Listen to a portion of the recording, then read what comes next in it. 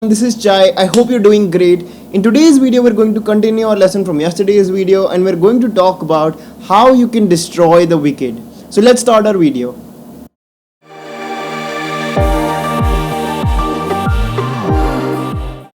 Now, before we even get into the video, guys, I'd like to mention that how to destroy the wicked is a very trivial question, and we're not going to look into that, but we're looking to something very deeper that can help you and enable you to do something, like do whatever you want. For example, to help you understand with the help of an analogy, it's very easy for you to swing a sword if you have the strength to wield a sword. But if you can't even hold and wield a sword, you can never imagine to swing it, right? So instead of swinging the sword, I'm going to look into giving you the strength to actually hold a sword. So another thing that I'd like to really mention before we get into the video is that we are not talking about destruction here, and we're not talking about destroying the wicked.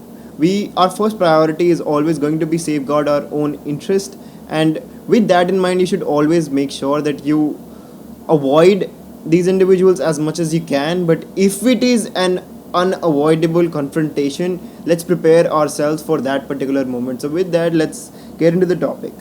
I'll be real with you guys. The concept that I'm trying to elaborate is really difficult for me to elaborate because I'm not particularly thorough with it yet, but I'm doing it because it's really important for you to know, as someone who wants to be in that position where you can't avoid it, right? So the concept is called integrating the shadow, and it comes from Carl Jung, and he mentions it in his book Volume 9, Part A, Archetype and the Collective Unconscious. Now, the concept of integrating the shadow comes from, well, first you need to understand that there are two sides to you as an individual. At least that's what Carl Jung says. So there is one persona, right, and there's one shadow, and these are two sides of you. Now this persona side is what you portray and are extremely conscious about. So you portray this particular side to the world, and to help you understand better, do you know a friend who's someone in front of you, a different person in front of someone else, and a different person in a group setting? Well, this person has three different personas, right? And I'm pretty sure now you understand it. It's collective conscious. You can control this side of you.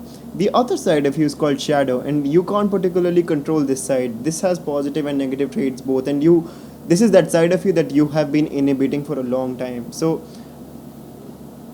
do you know someone who is basically consistent in a group setting, in front of you, in front of the group, in front of every other person? Well, that person has sort of integrated the shadow, and I will elaborate on this particular thing tomorrow, how you can integrate a shadow. And I'll probably also explain what shadow is. It's just a challenging concept, and I'm probably not able to find the right words to explain it and bring it home. And with this, guys, I'd like to end today's video. How do you deal with wicked individuals in general?